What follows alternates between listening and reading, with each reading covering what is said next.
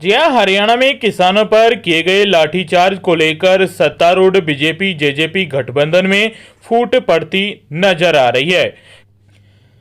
कुरुक्षेत्र में सूरजमुखी की न्यूनतम समर्थन मूल्य एमएसपी पर खरीद की मांग करे किसानों पर जिस तरह लाठियां बरसाई गई हैं, उससे सरकार में शामिल जननायक जनता पार्टी के नेता नाराज हैं। जेजेपी के साबाद के विधायक रामकरण काला का गुस्सा तो बीजेपी के मंत्री बनवारी लाल की प्रेस कॉन्फ्रेंस में ही फूट पड़ा। उन्होंने लाठीचार्ज के फैसले को गलत बताते हुए शुगर फेड के चेयरमैन पद से इस्तीफा देने का ऐलान कर डाला।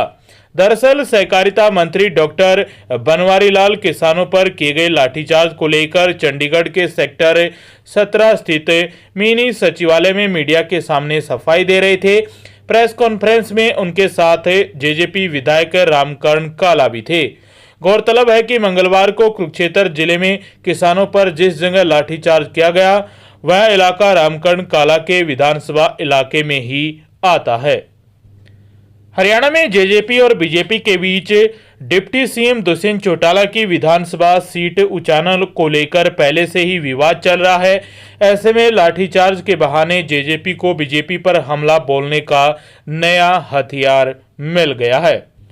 रामकरण काला ने कहा कि उनके विधानसभा एरिया में सरकार ने किसानों के साथ जो किया है वो गलत है।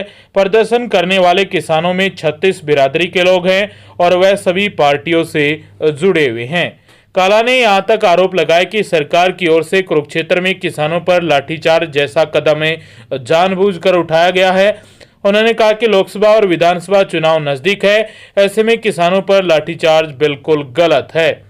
उनके इस मामले में डिप्टी सीएम दुष्यंत चौटाला से बात हुई है, जिन्होंने शीघ्र इस मामले का हल निकालने को कहा है।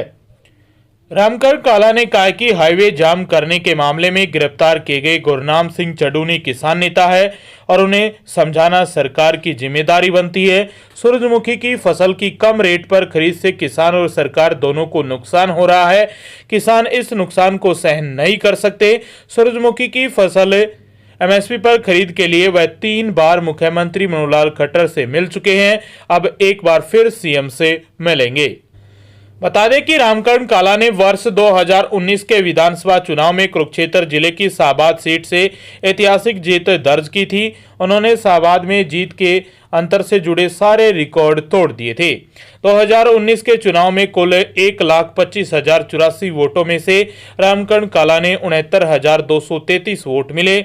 उनके सामने चुनाव लड़ने वाले बीजेपी कैंडिडेट कृष्ण बेदी को 32,106 और कांग्रेस प्रत्याशी अनिल रतोड़ी को 18,844 वोट मिले थे। उस चुनाव में साबाद विधानसभा हलके के सभी बूथों पर रामकरण काला पहले स्थान पर रहे थे।